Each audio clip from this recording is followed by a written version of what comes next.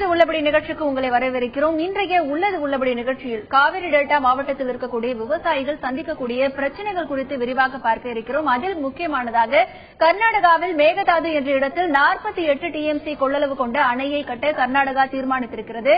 காவிரி நதிநீர் பங்கீடு விவகாரத்தின்படி காவிரி நீரை பகிர்ந்து கொள்ளும் மாநிலங்களிடத்திலும் மேலும் காவிரி மேலாண்மை வாரியம் இவற்றிடமிருந்து அனுமதி பெற்றால் மட்டுமே காவிரியின் குறுக்கே அணை கட்ட வேண்டும் என்பது ஒரு விதிமுறையாக இருக்க, இந்த விதிமுறையை மீறி கர்நாடக அரசு காவிரியின் குறுக்கே அணை கட்ட முற்படுவது தமிழக விவசாயிகளின் வாழ்வாதாரத்தை போக்கக்கூடிய ஒரு செயலாக பார்க்கப்படுகிறது. மேலும் கர்நாடக அரசு அந்த அணையை கட்டுமானால் காவிரியில் நீர்வரத்து மிகவும் குறைந்து காணப்படும். அதுவே தமிழகத்திற்கு, அதுவும் டெல்டா பகுதி விவசாயத்திற்கு அந்த நீர் போதுமானதாக இருக்கிறது. ஏற்கனவே டெல்டா மாவட்ட விவசாயிகள் பல்வேறு பிரச்சனைகளை சந்தித்திருக்கக்கூடிய சூழ்நிலையில் கர்நாடக அரசு காவிரியின் குறுக்கே அணை கட்டுவது என்பது விவசாயிகளை, அதுவும் தமிழக விவசாயிகளை பாதிக்கக்கூடிய ஒரு செயல் என்றும், இதை மத்திய அரசு தடுக்க வேண்டும், மாநில அரசு இதற்கு உரிய நடவடிக்கை எடுக்கப்பட வேண்டும் உட்பட பல்வேறு கோரிக்கைகளை முன்வைத்து கடந்த பல நாட்களாக காவிரி டெல்டா மாவட்ட விவசாயிகள் பல்வேறு கட்ட போராட்டங்களில் ஈடுபட்டு வருகின்றனர். டெல்லியில் இருக்கக்கூடிய நாடாளுமன்றம் முன்பாக கூட தமிழக விவசாயிகள் சார்பாக உண்ணாவிரத போராட்டமும் நடைபெற்றது. இது ஒருபுறம் இருக்கு. காவிரி டெல்டா பகுதியில் இருக்கக்கூடிய பூமிக்கு அடியில் மீத்தேன் எரிவாயுவை எடுக்கக்கூடிய திட்டம் ஒன்று இருப்பதாகவும் சொல்லப்படுகிறது. இந்த திட்டம் செயல்பாட்டிற்கு வந்தால் கிட்டத்தட்ட காவிரி டெல்டா சுற்றி இருக்கக்கூடிய 12 லட்சம் ஏக்கருக்கும் மேற்பட்ட நிலங்கள் பாதிப்பு அடையக்கூடிய சூழ்நிலை உருவாகும். அந்த பகுதியில் விவசாயம் முற்றிலும் அழிந்து போகும். நிலத்தடி நீர் பாதிக்கக்கூடிய நிலை, கடல் நீர் ஊருக்குள் வந்து நீர்நிலைகள் அனைத்தும் உப்பளமாக மாறக்கூடிய சூழ்நிலை ஏற்பட இருக்கிறது.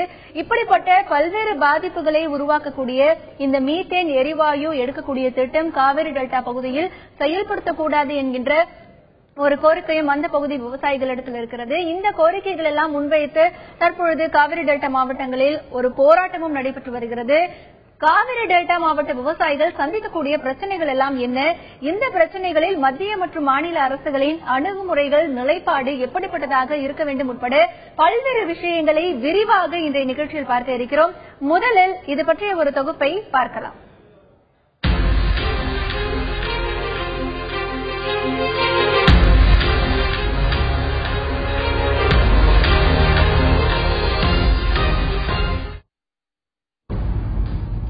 தமிழ்நாட்டில் தஞ்சை மற்றும் திருவாரூர் மாவட்டத்தில் உள்ள காவிரி படுகை நிலங்களில் மீத்தேன் இருப்பது கண்டறியப்பட்டுள்ளது.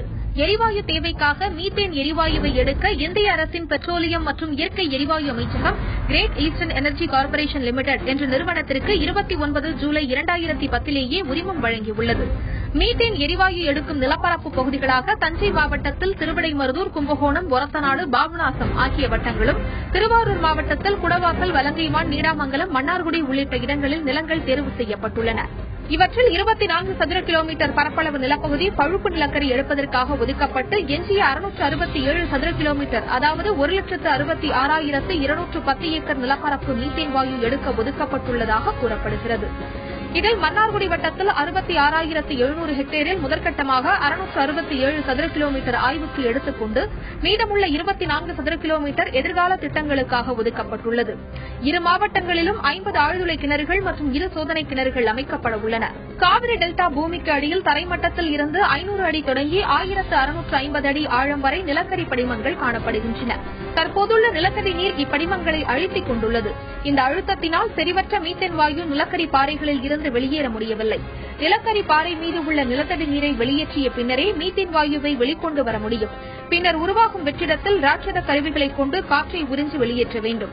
அவ்வாறு 500 அடி முதல் 1650 அடி வரையுள்ள நிலத்தடி நீர் வெளியேற்றப்படும் போது காவிரி ஆற்றுப்படுகையின் நிலத்தடி நீர்மட்டம் 500 அடிக்கு கீழே சென்றுவிடும் அபாயம் உள்ளது.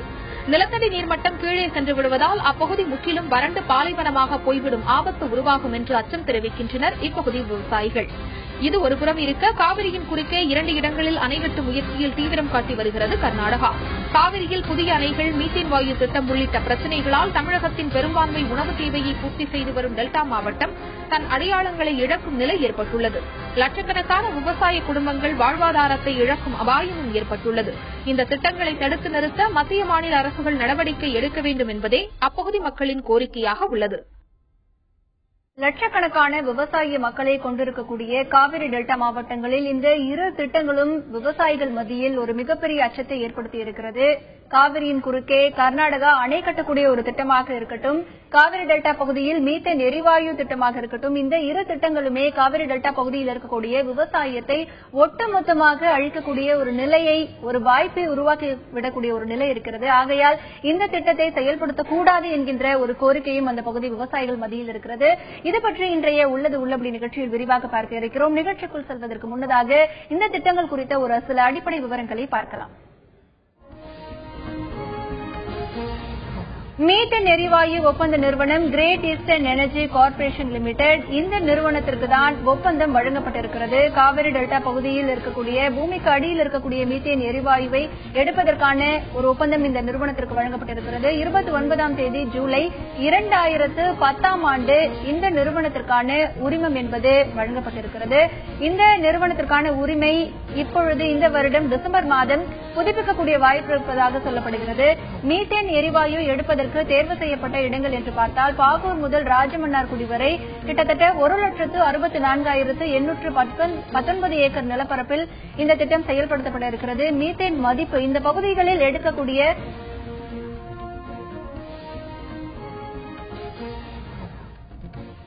இப்படி பல்வேறு விதமான பாதிப்புகள் கர்நாடகா அணை கட்டுவதும், மேலும் காவிரி டெல்டா பகுதியில் மீத்தேன் எரிவாயு எடுக்கக்கூடிய திட்டமாக இருக்கட்டும், பல்வேறு விதமான பாதிப்புகளை இந்த திட்டங்கள் உருவாக்கிவிடக்கூடிய வாய்ப்புகள் இருக்கிறது. இதை தடுக்க வேண்டும்.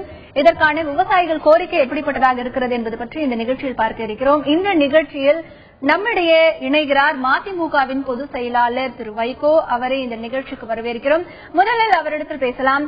வணக்கம் திரு வைகோ. காவிரியின் குறுக்கே எந்த திட்டத்தை செயல்படுத்துவதாக இருந்தாலும் நடுவர் மன்றத்தின் தீர்ப்புக்கு உட்பட்டே இருக்க வேண்டும் அப்படின்னு ஒரு விதிமுறை இருக்கு. ஆனால் இதையெல்லாம் தாண்டி காவிரியின் குறுக்கே கர்நாடகா அணை கட்டுவதற்கு ஏன் இந்த அவசரம் காட்டுகிறது? 1924 ஒப்பந்தம், 74 ஒப்பந்தம், இந்த ஒப்பந்தங்களுக்கு விரோதமாக கர்நாடக அரசு புதிதாக 4 அணைகளை கட்டி தமிழகத்தினுடைய உரிமையான காவிரி தண்ணீரை வரவிடாமல் தடுத்து பிரச்சனை உச்சநீதிமன்றத்துக்கு சென்று உச்சநீதிமன்றம் இருதரப்பு வாதங்களையும் பலமுறை கேட்டு 1990 நடுவர் மன்றம் அமைக்குமாறு கூறி விபி சிங் அரசு நடுவர் மன்றம் அமைத்து நடுவர் மன்றம் இருதரப்பிலும் ஆவணங்களை எல்லாம் ஆய்வு செய்து ஒரு இடைக்கால தீர்ப்பை கொடுத்து 205 டிஎம்சி தண்ணீர் தமிழ்நாட்டுக்கு வழங்க வேண்டும் என்று கூறி பின்னர் இருதரப்பு வாதங்களையும் முழுமையாக கேட்ட பின்னர் 2007 மே மாதத்தில் இறுதி தீர்ப்பு வழங்கிய போது 192 டிஎம்சி தண்ணீர் தமிழ்நாட்டுக்கு வழங்கப்பட வேண்டும் என்று கூறுகிற போது அப்பர் ரைப்பேரியன் ஸ்டேட்டாக இருக்கக்கூடிய கர்நாடகம் புதிதாக அணை கட்டக்கூடாது, விவசாயத்துக்காக பாசனத்துக்கு புதிதாக தண்ணீரை பயன்படுத்துகிற விதத்தில் எந்த திட்டத்தையும் செயல்படுத்தக்கூடாது என்று திட்டவட்டமாக கூறியிருக்கிறது. இது சுப்ரீம் கோர்ட் அமைத்த டிரிபியூனலினுடைய தீர்ப்பு ஏறத்தாழ உச்சநீதிமன்ற தீர்ப்புக்கு நிகரானது. ஆனால் இந்த தீர்ப்பை காலில் போட்டு முதித்துவிட்டு மேகதாதுவிலே 2 அணைகளை கட்டுவதென்று அவர்கள் முடிவு செய்ததை நான் 2 ஆண்டுகளுக்கு முன்பு கிருஷ்ணகிரி ஆர்ப்பாட்டத்திலே சொன்னேன். இது பெரிய ஆபத்தாக முடியும், மேட்டூருக்கு வருகிற தண்ணீரை தடுக்கப் போகிறார்கள், இதை நாம் தடுக்க வேண்டியது அவசியம் என்றேன். இப்ப என்ன நோக்கம் என்றால், முன்பு கர்நாடகத்திலே பலத்த மழை பெய்து பெரு வெள்ளம் வருகிற போது வேறு வழி இல்லாமல் கபினி அணையையும் கிருஷ்ணராஜசாகர் அணையிலும் மதகுகளை திறந்துவிட்டு தண்ணீர் மேட்டூருக்கு வந்தது. நம் விவசாயத்துக்கு அது ஓரளவு பயன்பட்டது. இப்பொழுது கபினிக்கும் கிருஷ்ணராஜசாகருக்கும் வருகிற தண்ணீரை வரவிடாமல் தடுத்து இங்க மேகதாட்டுவிலே 2 அணைகளை கட்டி 48 டிஎம்சி தண்ணீரை தேக்கப் போகிறார்கள். அதோடு நிக்கல, ஒரு வருடத்துக்குள்ளாக மேலும் 4 தடுப்பணைகள் கபினி, ஹேமந்தி, காரங்கி, கிருஷ்ணராஜசாகர், இந்த 4 இடத்திலேயும் 4 அணைகளை கட்டி 11 லட்சம் ஏக்கர் பாசனம் செய்ய திட்டமிட்டிருக்கிறார்கள். ஆனால் முதலமைச்சர் சதானந்த கவுடா சொல்லுகிறார், நாங்கள் விவசாயத்துக்காக அணை கட்டவில்லை, குடிதண்ணீர் மைசூர் பெங்களூருக்காக கொண்டு போக கட்டுகிறோம், இதை நடுவர் மன்றம் கட்டுப்படுத்தாது என்று முழுப்பூசணிக்காய சோற்றில் மறைப்பதை போல சொல்லுகிறார். இப்பொழுது என்னவென்றால், அணை கட்டுவதை தடுக்க தமிழ்நாடு அரசு உச்சநீதிமன்றத்திலே வழக்கு தொடுத்திருக்கிறது. அணை கட்டுவதென்று அவர்கள் முடிவெடுத்து வரைபடம் தயாரித்து ஒப்பந்த புள்ளிகள் கேட்டு டெண்டர் கால்பார் பண்ணிட்டாங்க. அங்கு ஏறத்தாழ பல ஆயிரக்கணக்கான ஏக்கரிலே வாழ்கிற பழங்குடி மக்கள் இந்த அணை கட்டக்கூடாது என்று மறுக்கிறார்கள், தடுக்கிறார்கள். இதை மீறி இந்த அணையை கட்டுவதற்கு திட்டமிட்டதோடு மட்டுமல்ல, ஒரு பெரும் ஆபத்து நமக்கு வரப்போகிறது. என்ன காரணம் என்றால், மத்திய அமைச்சரவையிலே நரேந்திர மோடி அரசிலே அமைச்சராக இருக்கின்ற அனந்தகுமார் வீட்டில் 2 தினங்கள் ஒரு சதியாலோசனை நடைபெற்றது. இதில் கர்நாடகத்தின் அனைத்து எம்பிக்களும் கலந்து கொண்டார்கள். அந்த கூட்டத்தில் மத்திய சட்டத்துறை அமைச்சர் சதானந்த கவுடா கலந்து கொண்டதுதான் பெரிய அதிர்ச்சி. அவர் கர்நாடகத்தை சேர்ந்தவர். சுப்ரீம் கோர்ட்ல நீதியை சொல்லுவதற்கு மத்திய அரசு வழக்கறிஞரை அனுப்ப வேண்டிய சதானந்த கவுடாவே அந்த கூட்டத்தில் கலந்து கொண்டு அணையை கட்டுவது என்று முடிவெடுத்திருக்கிறார்கள். இங்கு காவலன் கல்வனாகிவிட்டான், வேலி பயிரை மேய்கிறது. இதைவிட கொடுமை, சுற்றுச்சூழல் அனுமதி கொடுக்க வேண்டிய துறை அமைச்சர் பிரகாஷ் ஜவடேகரும் அந்த கூட்டத்தில் கலந்து கொண்டிருக்கிறார். அணை கட்ட தீர்மானித்து விட்டார்கள். ஆனால் என்ன செய்திருக்கிறார்கள் என்றால், மத்திய சர்க்கார் வெளிப்படையாக அனுமதி கொடுப்பதில்லை. ஆனால் அவர்களுக்கு அணை கட்ட பூமி பூஜை போட ஏற்பாடு செய்து விட்டார்கள். எப்படி பாம்பாற்றிலே அணை கட்ட அனுமதி இல்லாமல் கேரளம் பூமி பூஜை போட்டதோ, உமன் சாண்டி செய்தாரோ, அதே வேலையை சதானந்த கவுடா சர்க்கார் செய்ய போகிறது. இது ஒரு கூட்டுச்சதி, மத்திய சர்க்காரோடு கூட்டுச்சதி. இது பிரதமர் நரேந்திர மோடிக்கு தெரியாமல் நடக்க வாய்ப்பே கிடையாது. ஒரு மந்திரி ஜீன்ஸ் பேண்ட் போட்டுட்டு போனா உடனே கூப்பிட்டு வீட்டுக்கு போக சொல்ற அளவுக்கு இன்டெலிஜென்ஸ் வச்சிருக்கக்கூடிய பிரதமர் நரேந்திர மோடிக்கு 2 நாள் நடைபெற்ற சதித்திட்டம் தெரியாதா? அவருக்கு தெரியாமல் செய்யக்கூடிய அளவுக்கு இவங்களுக்கு தைரியம் உண்டா? அவருக்கு தெரிந்தே நடக்கிறது. அணை கட்ட போகிறார்கள். நம்முடைய தரப்புக்கு என்ன சொல்வார்கள்? நாங்கள் அணை கட்ட அனுமதி கொடுக்கவில்லை, பெண்டிங்கில் வச்சிருக்கோம். ஆனால் அணையை கட்டிவிட்டார் இந்த பூமி தோன்றிய காலத்திலிருந்து நாம் அனுபவித்து வருகின்ற காவிரியின் உரிமையை இழப்போம். நஞ்சை கொஞ்சி விளையாடுகிற தஞ்சை பஞ்ச பிரதேசமாகும். பசியும் பட்டினியும் வாட்டி வதைக்கும். உலகத்துக்கு சோறு போட்ட சோழ நாடு பிச்சை பாத்திரம் ஏற்ற வேண்டிய அவலத்துக்கு ஆளாகும். எத்தியோப்பியாவை போன்ற கொடுமைகள் வரும். ஐநா மன்றம் உணவு லாரிகளை அனுப்பினால் கொள்ளையடித்த நிலை இங்கே ஏற்படும். இது கொடுமை. 12 ஜில்லாக்களுக்கு குடிதண்ணீர் இருக்காது. சென்னைக்கு குடிதண்ணீர் இருக்காது. 3 கோடி விவசாயிகள் விவசாயம் செய்ய முடியாது. இது தஞ்சை தரணியின் பிரச்சனை அல்ல, கன்னி தமிழகத்தின் பிரச்சனை. தமிழகத்தின் பெரும்பகுதி அழிந்தால் தமிழ்நாடு எப்படி உயிர் வாழ முடியும்? இந்த பெரும் ஆபத்தை தடுக்காவிட்டால் நாம் வாழ்ந்து பயனில்லை. கரிகால் பெருவளத்தான் கல்லணை கட்டி கால்வாய்களை வைத்து வாழ வைத்தார். முன்பு கர்நாடகம் இப்படி அணை கட்டிய போது சோழ மன்னர்கள் படையெடுத்து சென்று அணையை உடைத்து விட்டு திரும்பினார்கள். இதே போல ஒரு தேசத்துக்கு வருகிற தண்ணீரை இன்னொரு தேசம் தடுத்தால் அந்த தேசம் வார் டெக்ளேர் பண்ணிடும். சில பேர் நினைக்கிறார், அவன் ஊர் வழியா வர தண்ணீரை தடுத்து அணை கட்டா என்ன செய்ய முடியும் என்று. நம்ம ஊர்ல விவரம் தெரியாம சில பேர் பேசுறாங்க. இந்த தண்ணீர் தொலைக்காட்சி மூலமாக ஒன்றை தெளிவுபடுத்துகிறேன். உலக நாடுகள் ஹெல்சிங்கி என்கிற நகரத்தில் பின்லாந்தில் வகுத்த நெறிகளின்படி ஒரு Appar riparian state lower riparian கண்ட்ரிக்கு போற தண்ணீரை தடுத்து நிறுத்த முடியாது. எனவே இந்த அக்கிரமத்தை எப்படி தடுக்க போகிறோம்? மத்திய அரசும் சேர்ந்து சதி செய்கிறது. என்னுடைய கருத்து, தமிழ்நாடு அரசு நீதிக்காக போராடுகிறது. பந்து நடத்தக்கூடாது. பந்து நடத்தினால் ஜனங்களுக்கு கஷ்டம். கடையை அடைத்தா நம்ம தமிழ்நாட்டு கடைக்காரங்களுக்கு நஷ்டம். இதனால கர்நாடகம் பயப்படாது, டெல்லி கவலைப்படாது. இதனால் எந்த பயனும் விளையாது. நான் கூறுகிற கருத்தை தமிழ் மக்கள் யோசியுங்கள். மேற்கு வங்காளத்திலே முதலமைச்சராக இருந்த டாக்டர் BC ராய் உயர்ந்த காங்கிரஸ் தலைவர், உலக புகழ்பெற்ற மருத்துவர்.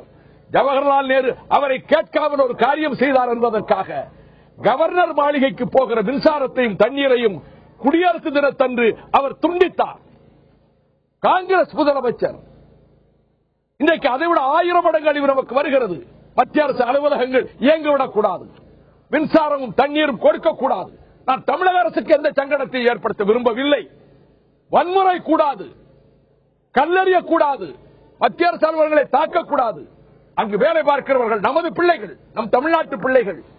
அவர்கள் வேலைக்கு போகவில்லை என்றால் இந்த நரேந்திர மோடி அரசு டிஸ்மிஸ் செய்வேன் என்று சொல்லும். அப்படி என்றால் என்ன செய்வது? மோடி அரசு அனுமதி இல்லை, நாங்கள் அணை கட்ட அனுமதி கொடுக்கவில்லை என்று சொல்லிக்கொண்டே அணை கட்ட அக்கிரமமான ஒரு சதிவேலை ஏற்பாடு செய்திருக்கிறது. நாம் அதே வழியை பின்பற்றுவோம். அக்கிரமமான வழி அல்ல, நீதியான வழியில். நாங்கள் மத்திய அரசு அலுவலகங்களை முற்றுகையிடுவோம். அங்கே எவரும் செல்லக்கூடாது என்று தடுத்து கதவுகளை பூட்டுவோம். தமிழ்நாடு அரசுக்கு சொல்லுகிறேன், எங்களை வர்ற வழியிலே அடித்து வரட்டாதீங்க, மோதல் வந்துடும். நான் போலீஸோடு மோத விரும்பவில்லை. அவர்கள் நம்ம வீட்டு பிள்ளைகள். எந்த ரத்த கலரையும் ஏற்பட நான் விரும்பவில்லை. நாங்கள் பூட்டு போடுவோம், எங்களை கைது செய்யுங்கள். அடுத்த 100 பேர் வருவார்கள், பூட்டு போடுவார்கள். மத்திய அரசு ஊழியர்கள் நம்ம வீட்டு பிள்ளைகள் தானே, நாங்கள் உள்ள போக முடியலையம்பாங்க. இந்த போர் முறையை நான் வகுத்திருக்கின்றேன். மது போதையில் எவரையும் நான் வரவிட மாட்டேன். எல்லோரையும் போராட்டத்துக்கு அழைக்கவில்லை. என் போராட்டம் நியாயம் என்று மக்கள் சொல்லட்டும். இதுதான் நியாயமான போராட்டம் என்று மக்கள் பேசினாலே அவர்கள் அந்த போராட்டத்தில் பங்கேற்றதாகத்தான் அர்த்தம்.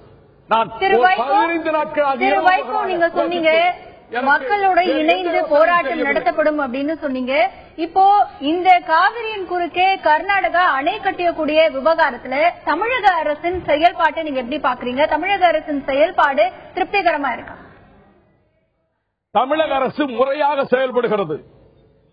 முறையாக செயல்பட்டு உச்சநீதிமன்றத்தில் வழக்கு தொடுத்திருக்கிறது. மாண்புமிகு OPS அவர்கள் இதை சரியாக கையாளுகிறார். முல்லை பெரியாறு பிரச்சனையை சகோதரி ஜெயலலிதா முதலமைச்சராக இருந்த பொழுது எப்படி நீதிமன்றத்தில் முறையாக கையாண்டாரோ அதே போல அதிமுக அரசு இந்த பிரச்சனையை சரியான முறையிலே கையாளுகிறது. திரு வைகோ அவர்களிடத்தில் கேட்கலாம். திரு வைகோ, ஒருவேளை காவிரியின் குறுக்கே கர்நாடகா அணை கட்டும் பட்சத்தில் டெல்டா மாவட்ட விவசாயிகள் எந்த அளவிற்கு பாதிப்பை சந்திக்க நேரிடும்? இந்த விஷயத்தில் விவசாயிகளின் ஒருங்கிணைப்பு என்பது எப்படிப்பட்டதாக இருக்க வேண்டும் நினைக்கிறீங்க? கேள்வியிலேயே தவறு இருக்கு. அணை கட்ட பிறகு என்ன பாதிப்பு ஏற்படும் கேள்வியிலேயே தவறு இருக்கு. மன்னிச்சுக்கிடுங்க. அணைகள் கட்டியதுக்கு பிறகு இந்த காவிரி படுகை அழிஞ்சு போயிடும். முதலாவது தெரிஞ்சுக்கிடுங்க. தந்தி வாசகர்கள் தெரிஞ்சுக்கிடுங்க, நேயர்கள் தெரிஞ்சுக்கிடுங்க. அதுக்கு பிறகு 12 ஜில்லாவில் குடிதண்ணி கிடையாது. முழுக்க முழுக்க 3 கோடி விவசாயிகள் விவசாயம் செய்ய முடியாது. இது பாலைவனமாகும், பஞ்ச பிரதேசமாகும். நான் மிதைப்படுத்தி சொல்லல, நடக்க போறதை சொல்றேன். அழிஞ்சே போயிருவோம். அதுக்கு பிறகு எங்க தமிழ்நாடு இருக்கும்? நான் ஒன்னும் மிகைப்படுத்தி சொல்லல. ஆகையினால மத்திய அரசு எப்படி நடவடிக்கை எடுக்க வேண்டும் என்று நீங்கள் கேட்கிறீர்கள். பதில் சொல்ல வேண்டிய கடமை. மத்திய அரசு, நரேந்திர மோடி அரசு நயவஞ்சகமான துரோகம் செய்கிறது, திட்டமிட்டு செய்கிறது. ஏனென்றால் இந்த காவிரி படுகையிலே அணை கட்டக்கூடாது, எங்களுக்கு பாதிப்பு வரும்படி கர்நாடகத்திலே என்று சொல்லி இந்த விவசாயிகளை ஒன்று திரட்டி போராடிய விவசாய சங்கங்களினுடைய ஒருங்கிணைப்பின் தலைவர் தோழர் பாண்டியன் விவசாயிகளோடு சேர்ந்து இந்த கொட்டும் பணியிலே டெல்லியிலே உண்ணாவிரதம் இருந்தார்கள். பிரதமரை சந்திக்க நேரம் கேட்டு மன்றாடி பார்த்தார்கள். அமித்ஷா சொன்னாரா என்ன பொலிட்டிக்கல் கெயின் இதனால வரப்போகுது சொன்னதாக எனக்கு நம்பத்தக்க தகவல். எதுக்கு இவங்க சந்திக்கணும் என்று. அதுக்கு பிறகு இவர்கள் மன்றாடி கேட்டு பிரதமர் அலுவலகத்துக்கு வர சொல்லிட்டு இங்க அனுமதி இல்ல, திரும்பி போங்கன்னு அனுப்பிட்டாங்க. நான் கூட்டத்தில் சொன்னேன், டெல்லியில் மோடி அவர்களை சந்திக்க விரும்புகின்ற விவசாயிகள் பிரதிநிதிகள் 7.5 கோடி தமிழர்களின் பிரதிநிதிகள், அவங்க எந்த கட்சியும் கிடையாது. நரேந்திர மோடி ஏன் சந்திக்க விரும்புகிறேன்னா இதுல வஞ்சகம் செய்கிறார். இப்படிப்பட்ட நிலைமையில் காவிரி படுகையிலே என்ன பாதிப்பு நிலை, அழிஞ்சு போயிருவோம். இதை தந்தி தொலைக்காட்சி மூலமாக சொல்றேன். நீங்க போட்டாலும் சரி போடாட்டும் சரி, என் கருத்தை பதிவு செய்யறேன். நான் அரசியலுக்காக பேசல, நான் ஒண்ணு எலெக்ஷனுக்காக பேசல, நான் ஒண்ணு போட்டி எங்களுக்கு ஆதரவு கேட்கல. கொடியே கட்டல. என் பிரயாணத்தில் 11 நாளாக பல லட்சம் மக்களை சந்திச்சிருக்கேன். மொத்த மக்களும் எல்லா கட்சிக்காரரும் கொந்தளிச்சு போயிருக்காங்க. விவசாயிகள் எரிமலையா உள்ள குவிரிக்கிட்டு இருக்கு. சாதாரணமானதல்ல. இதுதான் இன்றைக்கு இருக்க உண்மையான நிலைமை சகோதரி. நீங்க ஏற்கனவே சொல்லிருந்தீங்க இந்த பிரச்சனையில அனைத்து கட்சி கூட்டத்தை கூட்ட வேண்டும் என்று. இந்த வழக்கு உச்சநீதிமன்றத்தில் நடைபெற்று வருகின்ற நிலையில அனைத்து கட்சி கூட்டத்தை கூட்டும் பொழுது என்ன விதமான மாற்றங்களை ஏற்படுத்த முடியும்னு நினைக்கிறீங்க? இந்த வழக்கு சுப்ரீம் கோர்ட்ல இருக்கும் போது கர்நாடக முதலமைச்சர் எல்லா தலைவர்களை கூட்டிக்கிட்டு எம்பிக்களை கூட்டிட்டு பிரதமரை சந்திக்க போறாரு. அங்கே போய் அணை கட்ட போற அனுமதி கொடுங்கன்னு கேட்க போறார். இதுவும் மோடியினுடைய ஏற்பாடு தான். இதற்கு பிறகு தமிழ்நாடு சர்க்கார் அணை கட்டக்கூடாது பிரதமருக்கு தெரிவிச்சிருக்கிறாங்க. அவர் நான் அணை கட்ட அனுமதி கொடுக்கல என்று சொல்ல போகிறார். அனைத்து கட்சி கூட்டத்தை கூட்டி ஒருவரி தீர்மானம் போட்டு தமிழ்நாடு முதலமைச்சர் அனைவரை அழைத்துக் கொண்டு போய் தமிழ்நாட்டின் நிலை எது என்று சொல்ல வேண்டும் என்பதை நான் வேண்டுகோளாக வைக்கிறேன். இந்த நேரத்தில் தமிழ்நாட்டு அரசியலில் ஒருவரை ஒருவர் குறை சொல்லிக் கொண்டிருக்க கூடாது. ஆபத்து வந்திருக்கிற நேரம். அரசியல் பகையை மறந்துவிட்டு போராட வேண்டிய நேரம். இதுதான் என் கருத்து. திரு வைகோ, இந்த விஷயத்திலே தமிழக அரசின் நிலைப்பாடு எப்படிப்பட்டதாக இருக்க வேண்டும்? தமிழக அரசின் அணுகுமுறை எப்படி இருக்கணும்னு நினைக்கிறீங்க? தமிழக அரசின் அணுகுமுறை சரியாகவே இருக்கிறது. அனைத்து கட்சி கூட்டத்தை கூட்ட வேண்டும் என்று சொல்லியிருக்கிறேன். முதலமைச்சர் என்ன முடிவெடுக்கிறார் என்பதை நான் எதிர்பார்த்துக் கொண்டிருக்கிறேன். திரு வைகோ, இந்த காவிரி டெல்டா விவசாயிகளை பொறுத்தவரை அடுத்ததாக அச்சுறுத்திக் கொண்டிருக்கக்கூடிய ஒரு பிரச்சனை மீத்தேன் எரிவாயு திட்டம். இந்த காவிரி டெல்டா பகுதியிலே மீத்தேன் எரிவாயு எடுக்கக்கூடிய திட்டம் சில இடங்களில் அதற்கான பணிகள் நடைபெற்று வருவதாகவும் சொல்லப்படுகிறது. என்ன நோக்கத்திற்காக இந்த திட்டம் செயல்படுத்தப்பட இருக்கிறது? அதாவது கோல்பெட் மீத்தேன் எக்ஸ்ட்ராக்ஷன் புரோகிராம். இது என்னவென்றால், பல ஆயிரக்கணக்கான ஆண்டுகளாக பூமிக்கடியில் ஏற்படுகிற அழுத்தத்தில், அது பாறைகளின் இறுக்கத்தில், கல்லாக இறுகிவிட்ட மணலின் இறுக்கத்தில் அங்கு ஏற்படுகிற எரிவாயு அதோடு உறைந்து விடுகிறது. இப்பொழுது அந்த எரிவாயை கொண்டு வந்து இந்தியாவுக்கு பயன்படுத்துவதற்காக இந்த மீத்தேன் திட்டத்துக்கு கிரேட் ஈஸ்டர்ன் எனர்ஜி கார்பரேஷன் என்ற குஜராத்திக்காரர்களுடைய கம்பெனியோடு மத்திய அரசு 2010 ஜூலையில் அந்த கூட்டு ஒப்பந்தமா லைசன்ஸ் கொடுத்தது. அந்த திட்டத்துக்கு தமிழ்நாடு அரசு, திமுக அரசு 2011 ஜனவரி 4 மெமரண்டம் ஆஃப் அண்டர்ஸ்டாண்டிங்ல அன்றைய துணை முதலமைச்சர் மு க ஸ்டாலின் கையெழுத்திட்டார். இந்த திட்டம் என்னவென்றால் 10,000 அடி வரையிலே ஆழத்திலே, இது அதாவது ஹைட்ரோலாஜிக்கல் பிராக்சரிங் சிஸ்டம், ஆழ்துளை போட்டு அங்கிருந்து பல கிலோமீட்டர் தொலைக்கு எல்லா திசைகளிலும் அவர்கள் உள்ளே துளைக்குழாய்களை உள்ளே குழைகளை போட்டு அதிலே தண்ணீரை செலுத்தக்கூடிய அழுத்தத்தில் 635 கொடிய வேதிப்பொருட்களை போட்டு அதிலே செலுத்தி அந்த தண்ணீர் வெளிவந்த பிறகு எரிவாயை பிரித்துவிட்டு அந்த நச்சு தண்ணீரை எவாபரேஷன் டேங்க்ஸ்ல கொண்டு போய் விடுறோம்னு சொல்லி சூரிய வெப்பத்தில் ஆவியாகும் சொல்லிட்டு அதை செய்ய போறதில்லை, ஆற்றுல விட போறான். இது விளைநிலங்களை அழிக்கும், கடல் உப்பு நீர் வரும், நச்சு இந்த 635 வேதிப்பொருள்கள் கலக்கும், காற்று வெளிமண்டலம் நச்சு ஆகும். இதை அனுமதித்த நாடுகளில் எல்லாம் இப்பொழுது போராட்டங்கள் நடக்கின்றன. அவன் விவசாயம் இல்லாத நாடுகள்ல இடங்கள்ல அமைச்சான். இப்ப இதன் மூலமாக லட்சக்கணக்கான கோடிகளை கொள்ளையடிக்க அவங்க திட்டமிட்டாங்க. இதுல நம்மாழ்வார் அவர்கள் இதை எதிர்த்து உயிர் பிரிகிறவரை போராடினார். இன்றைக்கு லெனின் ராஜப்பா, ஜெயராமன், மே 17 இயக்கம், பாட்டியன் எல்லாருமே போராடுறாங்க. எல்லாம் என்னன்னா, அத்தனை லட்சம் ஏக்கர் 691 சதுர கிலோமீட்டர்ல இப்ப அவங்க அமைக்க போறாங்க. ஒரு ஆழ்குழாய் கிணறுல, ஒரு கிணறுல மட்டும் 40 லட்சம் கேலன் தண்ணீர் பயன்படுத்த போறாங்க. இதனாலே தண்ணீருக்கு பெரும் ஆபத்து மட்டுமல்ல, வெளியிடுற தண்ணீருக்கு கழிவு நச்சு தண்ணீர். இது இந்த மண்டலத்தை அழிக்கின்ற திட்டம். அருண்ஜேட்லி பட்ஜெட் ஸ்பீச்ல, இந்த வருஷம் பட்ஜெட் ஸ்பீச்ல சொல்றார், we will accelerate the production of methane reserves. என்ன நோக்கம்? நரேந்திர மோடி சொல்லித்தான் செய்றார். நரேந்திர மோடிக்கு வேண்டிய கம்பெனி நம்ம அழியணும், இவங்க எரிவாயுல கொள்ளையடிச்சு போகணுமா? ஒட்டுமொத்த மக்கள் இதை அனுமதிக்க மாட்டார்கள். நான் திட்டவட்டமா சொல்லிடுறேன், மீத்தேன் கம்பெனிக்கார இங்க எந்த விஷயம் கொண்டு வர முடியாது. ஜனங்களை திரட்டி போராடுவோம், இங்க உள்ள விட மாட்டோம். அவன் மீத்தேன் இங்க ரிசர்வ் எடுக்க முடியாது. அழிஞ்சு போவதற்கு எப்படி அனுமதிப்போம்? கர்நாடக அணை கட்டுது, அங்க போய் சண்டை போட முடியாது. நம்ம தலையிலே இந்த நஞ்ச கொட்டா எப்படி அனுமதிப்போம்? மீத்தேன் திட்டத்தை இங்குள்ள மக்கள் எல்லோரும் எதிர்க்கிறார்கள், நாங்க வர விட மாட்டோம். திரு வைகோ, ஏற்கனவே காவிரி டெல்டா பகுதியின் சில இடங்கள்ல குழாய் அமைக்கும் பணிகள் நடைபெற்று வந்ததா சொல்லப்படுது. இப்போ ONGC மூலமாகவும் சில இடங்களில் பணிகள் நடப்பதாகவும் சொல்லப்படுகிறது. எதுவுமே வெளிப்படையாக இருக்காமல் மறைமுகமாக நடப்பதற்கான காரணம் என்ன? சரியாக கேட்டீர்கள் சகோதரி. ONGC பயன்படுத்தி இந்த அயோக்கியத்தனத்தை செய்யறான். ONGC எங்க விடக்கூடாதுங்க. நம்ம காவிரி படுகை அழிக்கணும் திட்டம் போட்டாங்க. வேலை நடக்கிற இடங்கள்ல நீ வேலை செய்ய விட மாட்டோம். மக்களை திரட்டுவோம், எல்லாரையும் திரட்டுவோம். இந்த மீத்தேன் கம்பெனிக்கார தஞ்சாவூர் ஆபீஸை காலி பண்ணிட்டு போன மாதிரி மொத்தமா அவன் காலி பண்ணிட்டு போயிடட்டும். இங்க நடத்தலான்னு மட்டும் கனவு காண வேண்டாம். திரு வைகோ, இந்த திட்டம் குறித்து விவசாயிகள் மத்தியில ஏதாவது கருத்து கேட்பு கூட்டம் ஏதாவது நடத்தப்பட்டதா? அங்கங்க விவசாயிகள் கிட்ட சில ஏக்கர் நிலங்கள் அந்த நிறுவனம் வாங்கி போட்டதாகவும் தெரிகிறது. அங்க இருக்கக்கூடிய நிலைமை என்ன? அதாவது எப்பயுமே இந்த கார்பரேட் கம்பெனிக்கார என்ன பண்ணுவான், ரொம்ப நொந்து போன விவசாயிட்ட ரூபாயை கொடுத்து ஒத்துக்கிட்டு கையெழுத்து வாங்குவான். கெயில தான் பண்ணானுவன்.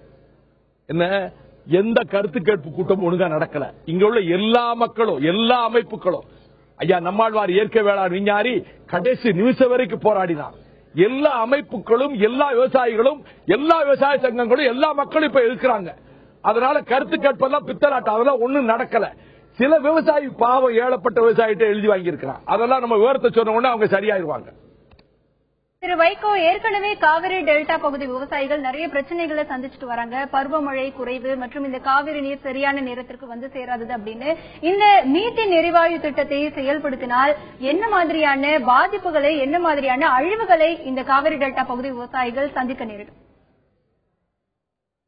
தண்ணீர் நஞ்சுமயம் ஆயிரும். முதல்ல தண்ணீர் எல்லாம் அபகரிச்சுட்டு போயிடுறாங்க போடுறதுக்கு. வெளியேற்றுகிற தண்ணீர் நச்சுமயம் ஆகிறது. கடல் ஒவ்வொரு நீர் உள்ளே நுழையுது. அதற்கு பிறகு இந்த பூமியினுடைய கீழே இவங்க ஆழமா கொண்டு போறதில்ல. நிலம் அதிர்வு ஏற்பட்டு அங்கங்க கட்டடங்கள் இடிஞ்சு விழுந்துரும். கட்டடங்கள் இடியும், நிலம் நஞ்சாகும், நீர் நஞ்சாகும். இந்த காற்று வெளியில இவன் வாயுவாகுகிறான் நச்சு பொருள்கள், காற்று வெளிமண்டலம் நச்சாகும். சுவாச நோய் வரும், இருதய நோய் வரும், புற்றுநோய் வரும். இதெல்லாம் நிபுணர்கள் தெளிவுபடுத்தி இருக்கிறாங்க. திரு வைகோ, 2011ஆம் ஆண்டு அப்போதைய தமிழக அரசு இதற்கான புரிந்துணர்வு ஒப்பந்தத்தை ஏற்படுத்தியது. அந்த ஒப்பந்தத்துல மாசு கட்டுப்பாட்டு வாரிய அனுமதி உட்பட அனைத்து அனுமதிகளையும் பெற்று இந்த திட்டம் செயல்படுவதை உறுதி செய்வோம் அப்படின்னு சொல்லியிருக்காங்க. கடந்த ஜூலை மாதம் ஒரு நிபுணர் குழு இதற்காக அமைக்கப்பட்டது. இந்த திட்டத்தினால் ஏற்படக்கூடிய பாதிப்புகள் குறித்து அறிக்கை கொடுக்கவும் சொல்லப்பட்டது. ஏதாவது நிபுணர்கள் குழு அங்கு ஆய்வு நடத்தியதா? அறிக்கை ஏதாவது சமர்ப்பிக்கப்பட்டிருக்கா? சகோதரி, நல்ல கேள்வி கேட்டீங்க. இந்த மாசு கட்டுப்பாட்டு வாரியம் என்ன வேலை செய்யும்னு எனக்கு தெரியும். ஏன்னா ஸ்டெர்லைட் எடுத்து 17 வருஷம் போராடி இருக்கேன். தூத்துக்குடியை அழிக்கிற நாசகார ஸ்டெர்லைட் திட்டம், உலக கோடீஸ்வரர் அகர்வால் திட்டம் 17 வருஷமா போராடி ஹைகோர்ட்ல அதை தடை ஆட வாங்கினேன். கேன்சல் பண்ணி சுப்ரீம் கோர்ட்டை போட்டு கேஸ் வாங்கிட்டான். இப்ப தமிழ்நாடு கவர்மெண்ட் எழுத்துக்கிட்டு இருக்கு. மாசு கட்டுப்பாட்டு வாரியம் கார்பரேட் கம்பெனி என்ன சொல்லுதோ அதை எழுதி கொடுத்துருவான். சர்க்கார் ஒத்துக்கிடும். இப்ப தமிழ்நாடு சர்க்கார் முன்னிருந்த திமுக சர்க்கார் கையெழுத்து போட்டுச்சு. இப்ப மாசு கட்டுப்பாட்டு வாரியம்ங்கிறது எதுலையுமே நியாயமா நடந்ததில்லை. நிபுணர் குழுவை அதிமுக அரசு மீத்தேன் திட்டத்தை வரவிட மாட்டோம்னு சொன்ன சகோதரி ஜெயலலிதா எம்.எஸ். சுவாமிநாதன் தலைமையில நிபுணர் குழு அமைச்சிருக்காங்க. நான் சொல்றதை தயவு செய்து நேயர்கள், வாசகர்கள் என்னை பொறுத்துக் கொள்ள வேண்டும். எம்.எஸ். சுவாமிநாதன் பெரிய விஞ்ஞானி நினைச்சு ஏமாந்துடாதீங்க. கார்பரேட் கம்பெனிகளினுடைய ஏஜென்ட், அவர் ஒரு புரோக்கர். இலங்கையில ராஜபக்சேக்கு ரொம்ப வேண்டிய மனுஷன் இந்த எம்.எஸ். சுவாமிநாதன். இவங்க என்ன அறிக்கை கொடுப்பாருன்னா கம்பெனிக்கு சாதகமா கொடுக்க வாய்ப்பு இருக்கு. இந்த கமிட்டியை தூக்கி உடப்புல போடுங்க. இதுதான் என்னுடைய வேண்டுகோள். திரு வைகோ, இந்த மீத்தேன் எரிவாயு திட்டத்தை எதிர்க்கும் விஷயத்தில் தமிழக அரசியல் கட்சிகளோட நிலைப்பாடு எப்படி இருக்கிறது? யாரும் மீத்தேனை பகிரங்கமா ஆதரிக்க வரமாட்டாங்க. ஆதரிச்சா கோடிக்கணக்கில் பணம் வாங்கிட்டாங்கிறது மக்களுக்கு தெரிஞ்சு போயிடும். எந்த கட்சியும் மீத்தேனை ஆதரிச்சு வர சொல்லுங்க பாப்போம். ஒரு கட்சிய ஒருத்தர் வெளியே வர சொல்லுங்க. வந்தா மீத்தேன் ரூபாய் வாங்கிட்டான்னு தெரிஞ்சு போகும். ஒருத்தர் வெளியே வர மாட்டான். திரு வைகோ, இந்த விவகாரத்துல தமிழக அரசு நிலைப்பாடு எப்படி இருக்கு? தமிழக அரசோட அணுகுமுறை எப்படி இருக்கணும்னு நினைக்கிறீங்க? மீத்தேன் திட்டத்தை நான் வரவிட மாட்டேன் என்று தேர்தல் பிரச்சாரத்தின் போது சகோதரி ஜெயலலிதா சொன்னார். அதை போல அனுமதி கொடுக்க மறுத்து உறுதியான நடவடிக்கை எடுத்தார். நான் பாராட்டுகிறேன். அவர் நம்பிக்கையோடு நிபுணர் குழுவை போட்டிருக்கிறார். சகோதரி ஜெயலலிதா வேற நோக்கத்தில் பெரிய சுவாமிநாதன் நினைச்சு போட்டாங்க. சுவாமிநாதன் விவகாரம் ஜெயலலிதா அவர்களுக்கு தெரியாது, எனக்கு தெரியும். அவர் எப்படி வேண்டா மாறுவாரு. அதை நம்பாதீங்கன்னு சொல்றேன். திரு வைகோ, காவிரி டெல்டா பகுதிகளில் மீத்தேன் எரிவாயு திட்டத்தை செயல்படுத்தக்கூடாது என்கின்ற ஒரு விழிப்புணர்வு அந்த பகுதி விவசாயிகளிடத்துல எப்படி இருக்கு? நீங்க இதை வலியுறுத்தி பாத யாத்திரை வேறு சென்று கொண்டிருக்கிறீர்கள். அந்த விவசாயிகளுடைய மனநிலை என்பது அங்கே எப்படி இருக்கிறது? சகோதரி, நான் இதுவரைக்கு நதிகள் இணைப்புக்காக நடைபயணம் நடந்திருக்கேன். மது ஒழிப்புக்காக ஆயிரக்கணக்கான கிலோமீட்டர் நடைபயணம் நடந்திருக்கிறேன். இப்பொழுது நான் நடைபயணம் போகல, நிறைய ஊர்களுக்கு போகணும்னு வாகன பிரச்சாரம் தான் செய்யறேன். ஆனா இன்னைக்கு 11வது நாள். நான் தொடங்கிய 12ஆம் தேதி அன்றைக்கு காலையில களிமேட்ல கிருஷ்ணசாமி வாண்டையாறு, நல்லதுரை இவங்கெல்லாம் வந்து தொடங்கி வச்சாங்க. என் வாழ்க்கையில இப்படிப்பட்ட அபரிமிதமான மக்கள் வரவேற்பை பார்க்கல. அது என் செல்வாக்குனால இல்ல, நான் சொல்ற கருத்து மக்களுக்கு பிடிச்சிருக்கு, அவங்க கவலையை தீர்க்க வந்திருக்கேன்னு எல்லா கட்சிக்காரங்க, திமுக, அண்ணா திமுக, காங்கிரஸ், தமிழ் மாநில காங்கிரஸ், இந்திய கம்யூனிஸ்ட், மார்க்சிஸ்ட் கம்யூனிஸ்ட், பாட்டாளி மக்கள் கட்சி, விடுதலை சிறுத்தைகள் கட்சி, தேசிய முற்போக்கு திராவிட கழகம், தமிழ் அமைப்புகள், மனிதநேய மக்கள் கட்சி, இந்திய யூனியன் முஸ்லீம் லீக் மற்றும் விவசாய சங்கங்கள், எல்லா அமைப்புகளும் எல்லா ஊர்லயும் சால்வை துண்டு போடுறாங்க. காரணம், நான் எந்த ஊர்லயும் கட்சி கொடியே கட்டக்கூடாதுன்னு. ஜனங்கள் வந்து இப்படி கூட்டம் வந்தது என்னங்க, குற்ற மலையில நாச்சியார் கோயில 5000 பேர் நிக்கிறாங்க. நான் மலையில நனைஞ்சிட்டு பேசுறேன், அவங்களும் நனைஞ்சிட்டு நிக்கிறாங்க. இப்படி வாழ்க்கையில பார்த்தது இல்ல. காரணம், எனக்கு ஒண்ணு செல்வாக்குன்னு இல்ல, அவங்க கவலையை நான் பிரதிபலிக்கிறதுனால இப்படி பல்லாயிரக்கணக்கில் மழையிலையும் காத்திருக்க போற வழியெல்லாம் தாய்மார்கள் கும்பிட்டு கேட்கறது எனக்கு ஆச்சரியமா இருக்கு. யார் பார்த்தாலும் வயசானவங்க சின்ன பிள்ளைகள் கும்பிடும் போது நான் தலைவனா நினைக்கல, நான் ஒரு வேலைக்காரன், நான் ஒரு தலையாரி, அப்படித்தான் நான் நினைக்கிறேன். ஒண்ணு நான் சொல்லிடுறேங்க, இந்த மேகதாதுங்கிறதுக்கு அர்த்தம் வந்து மேகம்னா ஆடு தாவுதல், சீப் லீப், ஆடு தாவுதல். அங்கதான் அவன் கட்ட போறான். இது புலிக்கொடி ஏந்திய கரிகால் பிரபலத்தான் பூமி. அது ஆடு தாவுதல்னா இது புலிப்பாய்ச்சல். அது எப்படி இருக்கும்னு பாத்துக்கிடுங்க.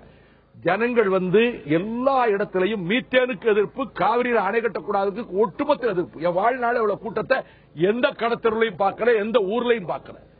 எல்லா ஊர்லயும், திருக்குவளையில இருந்து திருவாரூர்ல இருந்து எந்த ஊருக்கு, சின்ன கிராமத்துல வழிமறிச்சுக்கிட்டு இங்க நின்று பேசிட்டு தான் போகணுங்கிறாங்க.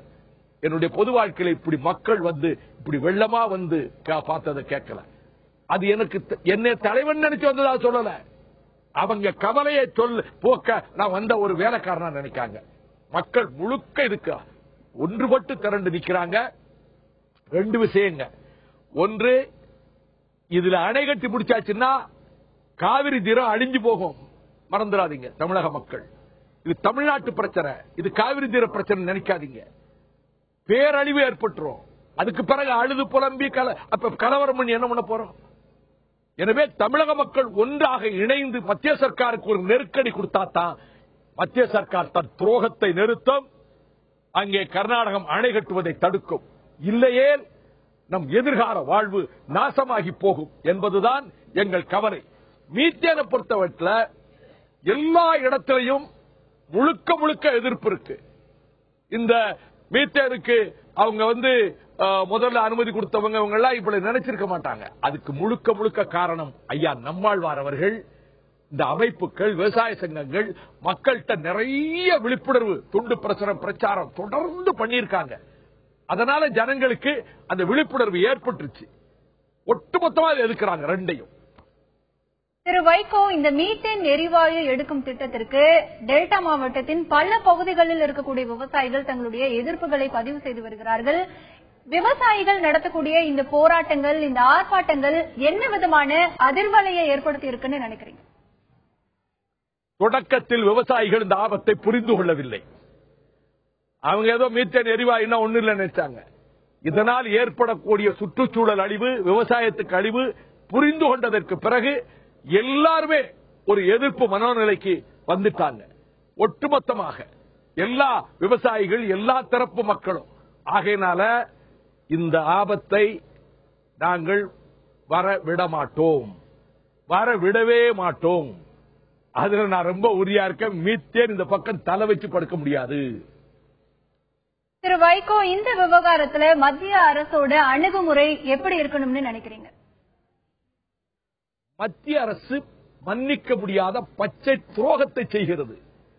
நிதியமைச்சர் அருண்ஜேட்லி இந்த July 10 budget ஸ்பீச்ல we will accelerate the production of methane reserves னு சொல்றாரு. இந்த the Great Eastern Energy Corporationக்கு கைக்கூலி ஆயிட்டாங்க. மத்திய அரசு பச்சை துரோகம் பண்ணுது. இதுல இப்போ இந்த மீத்தேன் எரிவாயு திட்டத்தை எதிர்க்கக்கூடிய விவகாரத்துல விவசாயிகளிடையே ஒருங்கிணைப்பு என்பது எப்படிப்பட்டதாக இருக்க வேண்டும், விவசாய சங்கங்களிடையே அந்த ஒருங்கிணைப்பு என்பது எப்படிப்பட்டதாக இருக்க வேண்டும் நினைக்கிறீங்க? அதாவது தமிழ்நாட்டில் பொதுவா எல்லாம் ஒண்ணு சேர்ந்து செய்ய மாட்டாங்க. அது தமிழனுடைய மரபணுவில் இருக்கிற ஈகோ.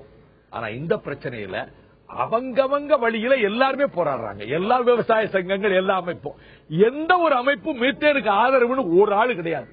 அதான் இதுல கிடைத்திருக்கிற வெற்றி நமக்கு. திரு வைகோ, இப்போ இந்த நீருக்காக மற்ற மாநிலங்களில் நாம் நிற்க வேண்டிய ஒரு சூழ்நிலை ஒரு புறம் இருக்கு.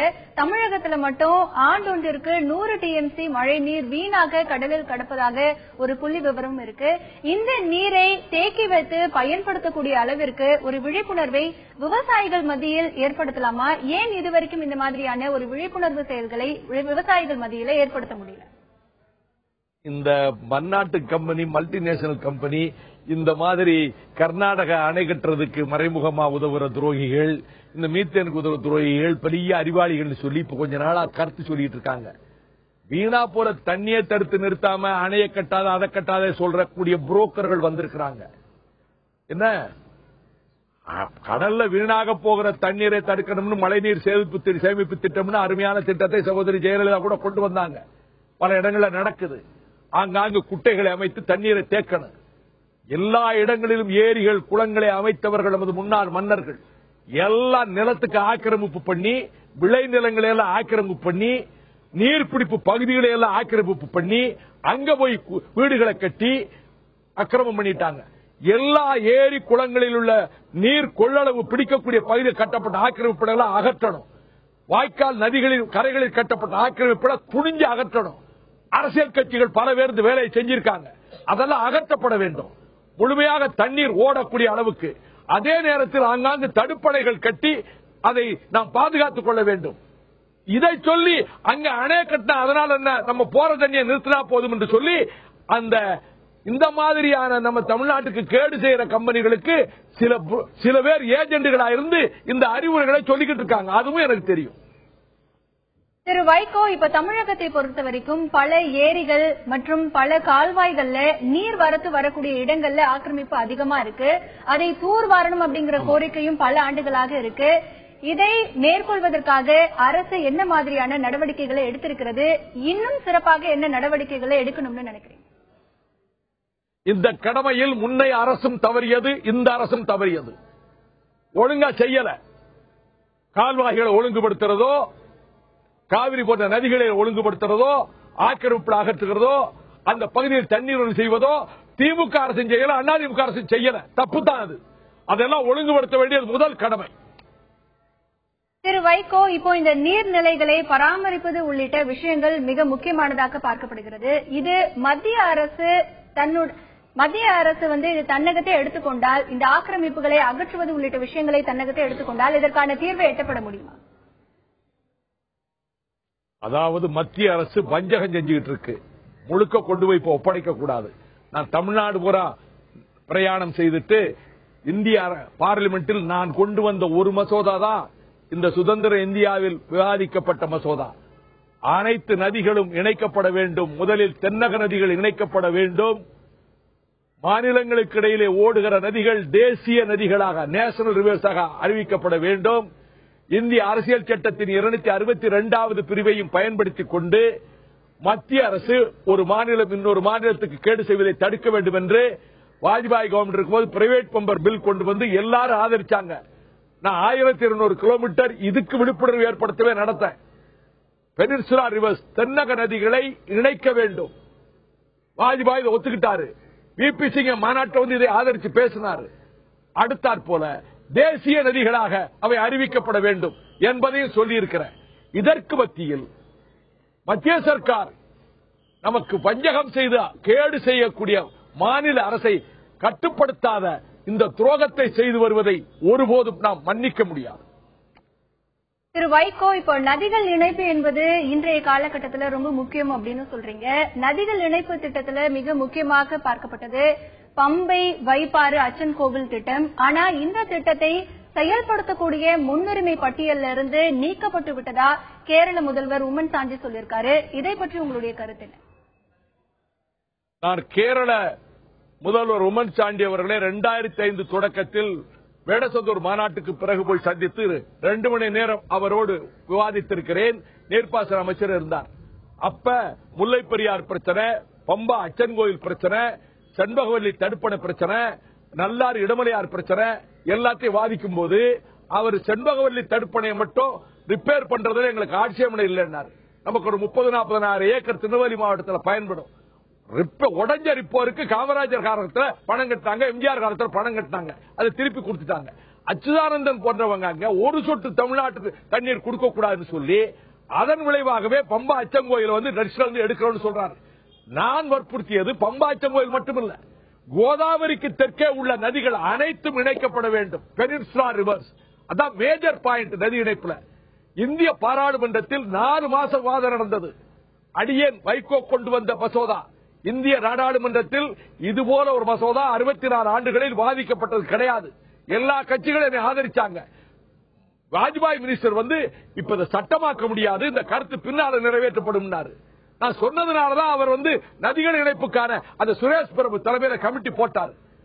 மன்மோகன் சிங் ஆட்சிக்கு வரும்போது நான் அவர்கிட்ட பிரணாப் முகர்ஜி கிட்ட சொன்ன காமன் மினிமம் புரோகிராம்ல நான் கொடுத்தது அப்படியே சேர்த்துக்கிட்டாங்க.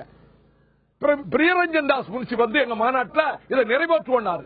ஆனால் அந்த அரசு ஐக்கிய முற்போக்கு கூட்டணி அரசு செய்யல. நரேந்திர மோடி ஜெயிச்ச உடனே நான் போய் சொன்னேன், 2 விஷயம் சொன்னேன். வாஜ்பாய் அணுகுமுறையை ஈழத்தமிழர் பிரச்சனை கையாளுங்க, தென்னக நதிகளை இணைப்பு கொடுங்க. அவர் சரி சரின்னார். ஆனா எதையுமே அவர் செய்யல. தென்னக நதிகள் இணைக்கப்படும் போது கோதாவரியிலிருந்து எல்லா நதிகளும் இணைக்கப்படும். அப்ப நம்மை பொறுத்தமட்டிலே தண்ணீரும் வீணாகாது, எல்லா மக்களும் சுபிட்சமாக இருக்கலாம். இது என்னுடைய கருத்து. திரு வைகோ, காவிரியின் குறுக்கே கர்நாடகா அணை கட்டக்கூடிய விஷயமாக இருந்தாலும் சரி, காவிரி டெல்டா பகுதியில மீத்தேன் எரிவாயு எடுக்கக்கூடிய திட்டமாக இருந்தாலும் சரி, காவிரி டெல்டா பகுதி விவசாயிகளை பாதிக்கக்கூடிய இந்த விஷயத்துல உங்களுடைய அடுத்த கட்ட நடவடிக்கை என்னவாக இருக்கிறது? பெரும் போராட்டத்துக்கு தயாராகி கொண்டிருக்கிறேன். தமிழ்நாடு இதுவரை சந்தித்திராத போராட்டம். அனைத்து மக்களும், கட்சிகளை கடந்த மக்கள், லட்சக்கணக்கான மக்கள், இளைஞர்கள், மது அருந்தாதவர்கள் எல்லோரும் பங்கெடுத்துக் கொள்கிற விதத்தில் போராட்டத்தை உரிய நேரத்தில் அறிவிப்பேன். திரு வைகோ, இந்த 2 விஷயங்களிலும் தமிழக அரசு எப்படிப்பட்ட ஒரு நிலைப்பாட்டை எடுக்கணும்னு நினைக்கிறீங்க? தமிழக அரசு உடனே முக்கியத்துவம் கொடுத்து என்ன மாதிரியான நடவடிக்கைகள்லாம் எடுக்கணும்னு நினைக்கிறீங்க? தமிழக அரசு நதிநீர் பிரச்சனைகளில் தமிழக உரிமைகளை காப்பதில் சரியான அணுகுமுறையை மேற்கொண்டு வருகிறது. நான் முழுக்க தமிழக அரசுக்கு இதில் ஒத்துழைப்பாகவே இருக்க விரும்புகிறேன். திரு வைகோ, இந்த 2 விஷயங்களிலும் மத்திய அரசு என்ன விதமான அணுகுமுறையை கையாள வேண்டும், எந்த மாதிரியான நடைமுறைகளை மேற்கொண்டால் விவசாயிகளின் பிரச்சனைகள் தீர்க்கப்படும் நினைக்கிறீங்க? மத்திய அரசு தன் துரோகத்தை கைவிட வேண்டும், மோடி அரசு தன் நயவஞ்சகத்தை கைவிட வேண்டும். இதுதான் என் பதில். திரு வைகோ, இந்த மீத்தேன் எரிவாயு எடுக்கக்கூடிய திட்டமாக இருந்தாலும் சரி, காவிரியின் குறுக்கே கர்நாடகா அணை கட்டக்கூடிய திட்டமாக இருந்தாலும் சரி, விவசாயிகள் இனி அடுத்த கட்ட நடவடிக்கை என்ன எடுக்கணும் அப்படின்னு நினைக்கிறீங்க? உங்களுடைய கருத்து என்ன? நான் லட்சக்கணக்கான மக்களை தினம் பார்த்துக்கிட்டு இருக்கேன். நான் ரூமுக்குள்ள உட்கார்ந்து அறிக்கை விடுறவன் இல்ல. லட்சக்கணக்கான மக்களை பார்த்துக்கிட்டு இருக்கேன். கொந்தளிச்சு போய் இருக்கிறாங்க. எப்படியாவது இந்த அக்கிரமத்தை தடுக்கணும், அணை கட்டுறதை தடுக்கணும், மீத்தேனை தடுக்கணும் இருக்காங்க. ஆகவே நான் அறிவிக்கிற போராட்டத்துக்கு ஒட்டுமொத்த விவசாயிகள் கட்சிகளை கடந்து ஆதரிப்பார்கள் என்ற முழு நம்பிக்கையோடு இருக்கிறேன். விவசாயிகளுக்கு என் பொங்கல் வாழ்த்துக்களையும் தெரிவிக்கிறேன். திரு வைகோ, உங்களுடைய தகவல்களுக்கு நன்றி. காவிரியின் குறுக்கே கர்நாடகா மேகதாது என்கின்ற இடத்தில் அணை கட்டப்படும் என்கின்ற அறிவிப்பு வெளியானதை தொடர்ந்து காவிரி டெல்டா பகுதியில் இருக்கக்கூடிய விவசாயிகள் மத்தியில் ஒரு மிகப்பெரிய அதிர்ச்சியை ஏற்படுத்தி இருக்கிறது. காவிரி டெல்டா விவசாயத்தை பொறுத்தவரை கிட்டத்தட்ட 12.5 லட்சம் ஏக்கர் பரப்பளவில் விளை நிலங்கள் இருக்கின்றன.